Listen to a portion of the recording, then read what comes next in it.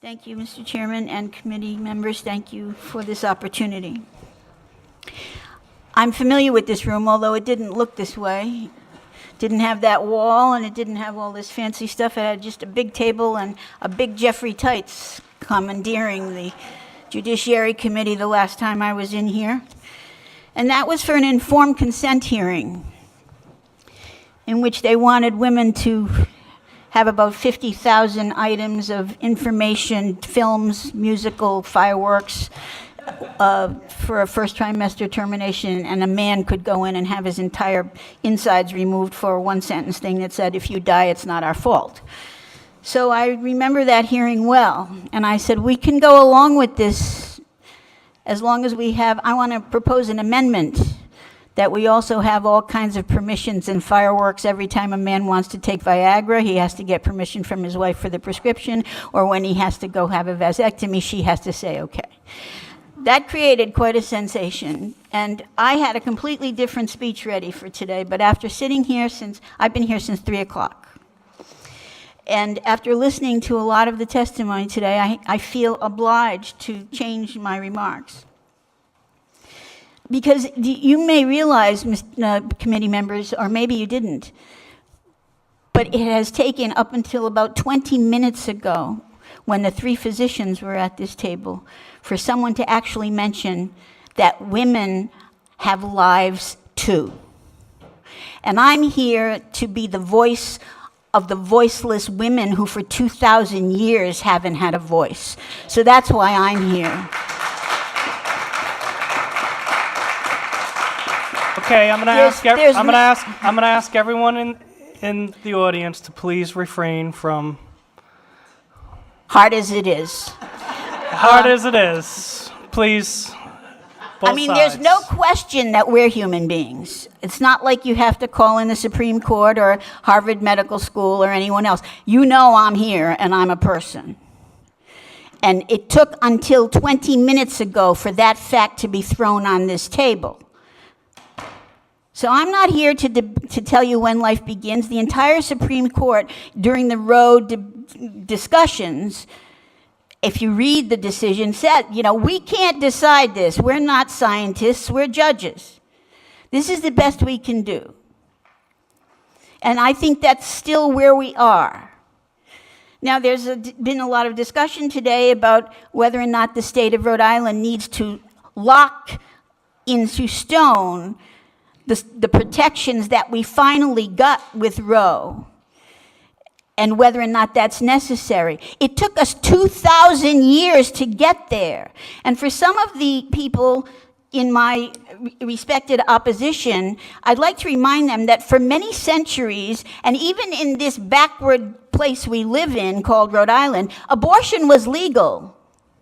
It wasn't until the male-dominated society in this country decided that that wasn't a good idea, because power for women is connected to their ability to control their fertility.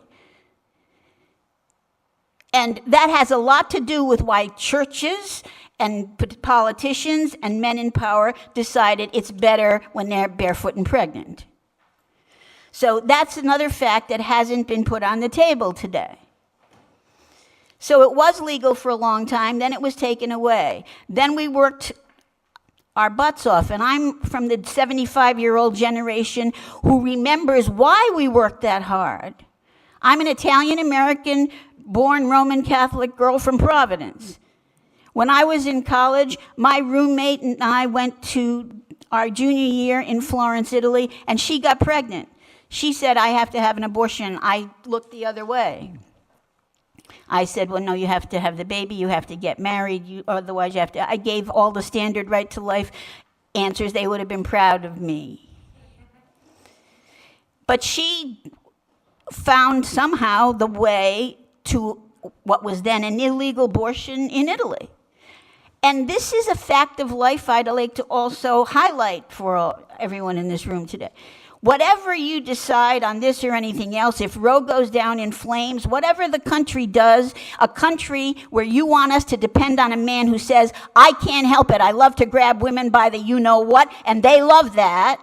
You want us to depend on him to save our reproductive health care? in a country like this, we need to protect what we've been through, because why I'm here is because I drove one too many car in college with a woman in the back seat hemorrhaging to death.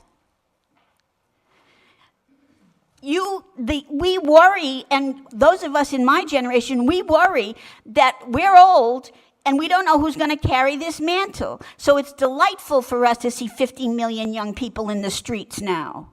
And those are 50 million votes that you can deal with. But we lived it. Women, immigrant women in New York City, they used to say to their children, I'm going to make an angel today, because half the time they never came home. This is all well and good for people in politics to discuss until they're blue. But I want to speak for the women who are ignored in this discussion. People are talking about the danger to the unborn child. The woman making this tough decision, which is full of anguish and pain, no matter how else you may paint it. She may have 4 other kids to worry about. She's got to worry about feeding them and having them survive as well. It's not leave it to beaver out there. These are women often alone, often with husbands who are either absent or don't understand or don't care. And they have a right to their life too. So I just wanted to address some of these things that have been brought up today. And when people say, well, why do we need this law specifically in Rhode Island? We already have this federal law. Well, we have federal laws about adoption too. But you wouldn't let the local laws be taken away from you, would you? We have national laws and programs about contraception and programs that pay for contraception. And yet, we still have separate laws. And sometimes they're not laws that I would agree with. But you know, military women can't get contraception if they don't pay for it. These are soldiers. They're right next to the guys out there on the front lines. They can't get birth control any longer because when you took away federal money for birth control, you took it away from them. You took it away from poor women who depend on federal funds. These are facts of life. And another fact of life is no matter what you do, women are not going to have babies that they don't want to have. Now, you can either have them use a vacuum cleaner and die, as I have seen in an emergency room in Boston when I worked there. You can have them hemorrhage to death. You can have all kinds of nasty things happen. Or you can keep the system that women mostly, and the men who cared about them, have worked for generations to create. And I wish that logic would prevail here. Because the women that we're talking about are not strangers. They're not some hot number in Kansas City. They're your mother, your wife, your daughter, your sister. They're people you know. And I know that because I was the head of Planned Parenthood Rhode Island. And by the way, for the information of some of these turkeys back here who are willing to insult my agency and don't turn around as if I've done something wrong. Ma'am. Okay. Please be respectful. But I was, and they have insulted my agency till they're blue, and no one called them on that. Marianne, please don't refer to anyone as a turkey, too, please. Well, but you don't. But please. You know that they have been insulting all day long. I understand you. You feel very passionately, but I'm just trying to keep it civil. I understand. I apologize. But the reality is this.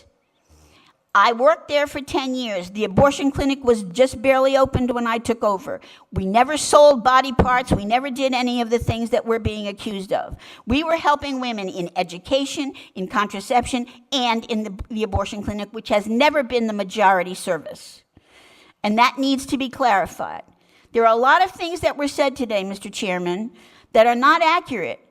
And it's dangerous because the committee doesn't always have a way of knowing what's accurate. So it's important for these things to be clarified. Now, my friend and fellow Leadership Rhode Island classmate, Joe Kavanaugh, made a lot of interesting points today.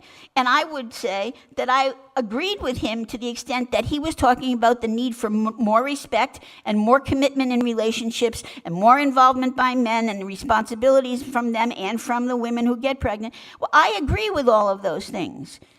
But I want to say that we can't, again, ignore the women We're always talking about protecting the life of the child and the voiceless child. The women have been voiceless today. I'm going to wrap up because I know it's time. I just want to mention one other practical consideration because I'm talking about bulk here. All of these bills have been bulked, and they all can, you will deal with them and you'll have to vote on all of them. Something that hasn't been mentioned today is the real practical cost of passing laws in the state of Rhode Island that you can predictably know from the outset are going to be challenged in court and probably thrown out. I think we did that at Planned Parenthood when I was there for the first time in the 1980s. Lynette Labinger so ably defended us or represented us that we won. And I think in that settlement, which I believe was 1983 or thereabouts, the legal fees that the state of Rhode Island had to pay were close to $500,000. God knows what they are now. I don't know. So every law that you pass that is challengeable and likely to be thrown out because of Roe or any other legislation is a bill to the taxpayers of Rhode Island that you are sending. And it's not a little tiny one.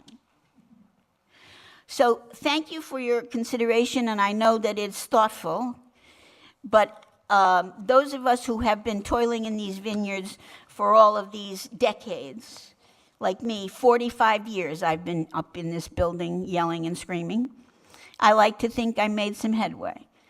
Thank you very much.